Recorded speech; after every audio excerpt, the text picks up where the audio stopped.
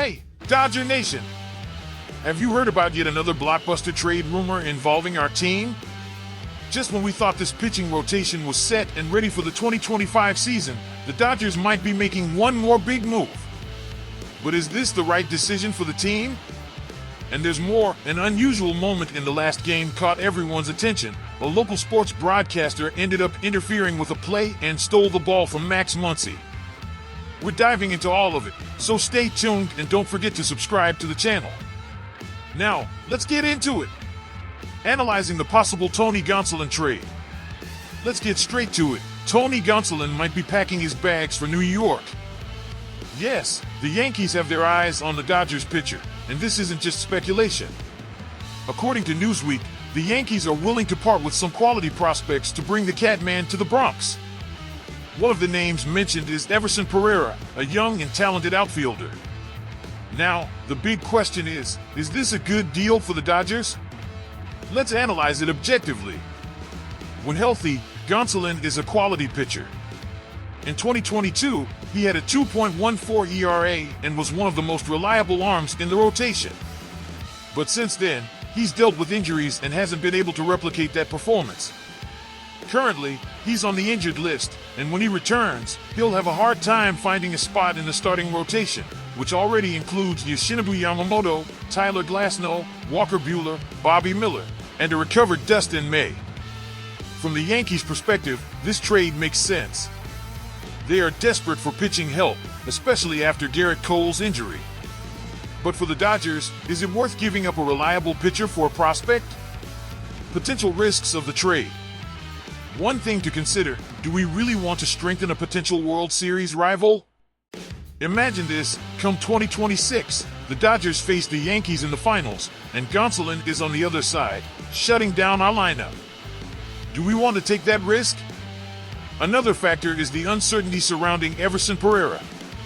While he's a promising talent, he hasn't yet proven himself at the MLB level. We all know prospects can be high-risk investments.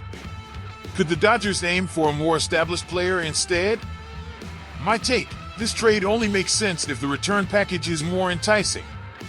Gonsolin, despite his injuries, still holds value. If the Dodgers are going to trade him, it should be for something that helps the team now, not just in the future. Roki Sasaki, MLB's next superstar? If you haven't heard of Roki Sasaki yet, get ready, because this Japanese phenom has everything it takes to be one of MLB's greatest pitchers in the coming years. In the Japanese league, Sasaki absolutely dominated. 2.02 ERA, 0.88 WHIP, and 524 strikeouts in just 414 and 2/3 innings. Plus, in 2022, he made history with a perfect game and 19 strikeouts, something even the biggest baseball legends haven't achieved with such dominance. Now, he's in MLB, and his debut in the Tokyo series against the Cubs was a real test. Sasaki had some brilliant moments, but also some struggles. He pitched 3 innings, gave up 1 run, struck out 3 batters, but also allowed 5 walks. His first pitch was clocked at 99.5 miles per hour, proving the velocity is there, but the control still needs fine-tuning. Dave Roberts gave a realistic assessment of Sasaki's performance, highlighting that talent and youth come with challenges. But one thing is clear, the Dodgers are fully confident in this kid's potential. And let's be honest, we know some Japanese pitchers struggle to adjust to American baseball. But Sasaki has something special. He showed a strong mentality when he got out of a jam in the 3rd inning, striking out Michael Busch and Matt Shaw back-to-back. That's what separates a good pitcher from a future star. Doug McCain from Dodgers Nation made a bold prediction. Sasaki might not only win Rookie of the Year, but also finish in the top 5 of the Cy Young voting. It may sound like a stretch, but if he can refine his control and cut down on walks, this prediction could come true.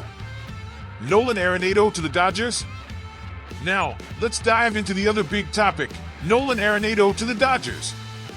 The rumors are getting stronger, especially after Hye-Sung Kim was sent to AAA, possibly opening up a spot at 3rd base. Arenado, an 8-time All-Star and 9-time Gold Glove winner, would bring elite defense and a powerful bat to our lineup. But there's a catch. His contract is hefty. However, the big news is that Arenado would be willing to waive his no-trade clause to come to Los Angeles. This makes the rumor much more realistic. One of the most discussed scenarios involves a trade with the Cardinals, sending Bobby Miller to St. Louis in exchange for Arenado, with the Cardinals covering part of his salary. But is this a smart move for the Dodgers? Arenado is still a very productive hitter. Last season, he hit .266 with 26 home runs and 93 RBIs. But is it worth giving up a young talent like Miller for a veteran? Max Muncy and the broadcaster incident. Now, let's talk about a bizarre moment from the last game. During the match, AM 570 broadcaster Rodney Peete literally intercepted a ball that Max Muncy was trying to catch.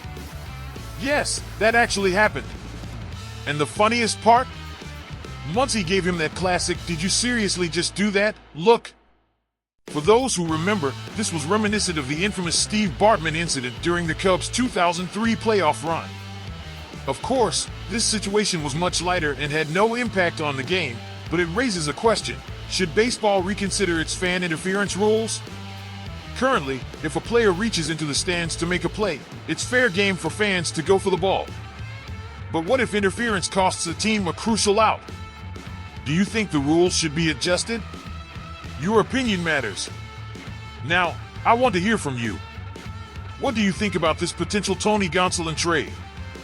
Would you send him to the Yankees or hold out for a better deal? And regarding fan interference, do you think baseball should change its rules? Drop your thoughts in the comments, and don't forget to like the video and subscribe to the channel. Let's keep growing this Dodger community together.